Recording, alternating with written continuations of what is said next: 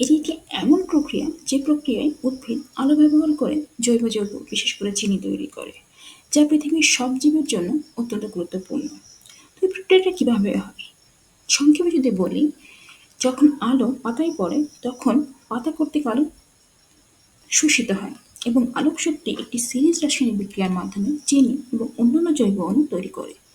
Mainly carbon dioxide ও পানি গ্রহণ করা হয় এবং গ্লুকোজ এবং অক্সিজেন গ্যাস তৈরি করতে ব্যবহৃত হয়। মেইনলি এটা দুই ধরনের রিয়াকশনের মাধ্যমে সম্পন্ন হয়।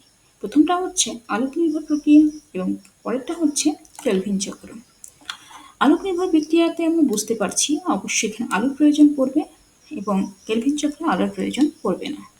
তো আমরা যদি একটি পাতার দিকে জুম করি তাহলে আমরা প্ল্যান্ট সেল দেখতে পাই। সেখান থেকে আমরা দেখতে পাই কিছু থাইলাকয়েড। থাইলাকয়েডের মেমব্রেন থাকে এবং এই মেমব্রেনগুলোর ভিতরে কিছু পরিমাণে পিগমেন্টস থাকে যা আলো শোষণ করতে সহায়তা করে। এগুলো কিছুটা সৌর প্যানেলের মতো ভাবতে পারেন। এখন যদি আমরা থাইলাকয়েড জুম করি, থাইলাকয়েডের ঝিল্লির দিকে মনোনিবেশ করলে সেখানে ক্লোরোফিল পিগমেন্টস থাকবে। এই পিগমেন্টগুলোকে ফটোসিস্টেম ক্লাস্টারে সাজানো থাকে। আমরা এখন ফটোসিস্টেম 2 নিয়ে আলোচনা করি। ফটোসিস্টেম 2 কর্তৃক যখন আলো শোষিত হয় তখন ইলেকট্রন শক্তি আলোর কারণে বা ইলেকট্রন আলোর উপস্থিতির কারণে উত্তেজিত হয়ে ক্লোরোফিল ছেড়ে ট্রান্সপোর্ট সিস্টেমে চলে আসে।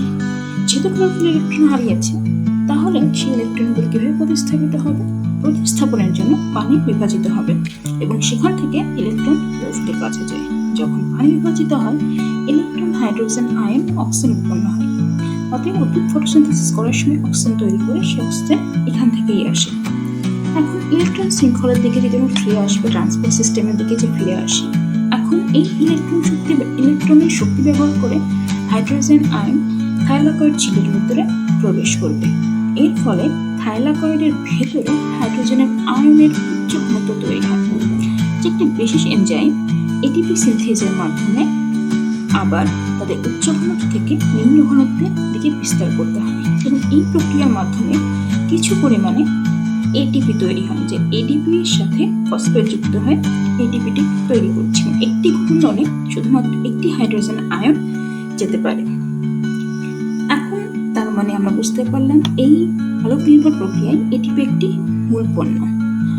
যদি আমরা পরবর্তীতে আবার ট্রান্সপোর্ট সিস্টেমে ফিরে আসি, এখানে ফটোসিস্টেম 1 কর্তৃক আলো আবার শোষিত হয় এবং ইলেকট্রন চলতে শুরু করে এবং একটি NADP+, যেটা একটি ইলেকট্রন ক্যারিয়ার মলিকিউল, সেটাই ইলেকট্রনটা গ্রহণ করে হাইড্রোজেন আয়নের সাথে, যার ফলে উৎপন্ন হয় NADPH এবং এটি হচ্ছে একটি ইলেকট্রন ক্যারিয়ার থাকার কারণে সহজে ইলেকট্রনটা গ্রহণ করে এবং এই পুরো বিক্রিয়ার মাধ্যমে আমরা 2টা মেইন প্রোডাক্ট পাচ্ছি, যেটা পরবর্তীতে কেলভিন সাইকেল, যেটা আলোক নিরপেক্ষ অধ্যায়, সেই অধ্যায়ে আমাদের কাজে লাগবে। সো মেইন 2টি প্রোডাক্ট হলো NADPH প্লাস ATP। এইভাবে আমাদের মেইনলি লাইট ইন্ডিপেন্ডেন্ট যে রিয়াকশনস ফটোসিনথেসিসে সেটি সম্পন্ন হয় এবং পুরো প্রক্রিয়াটার ভিতরে ইলেকট্রন শুধুমাত্র ট্রান্সপোর্ট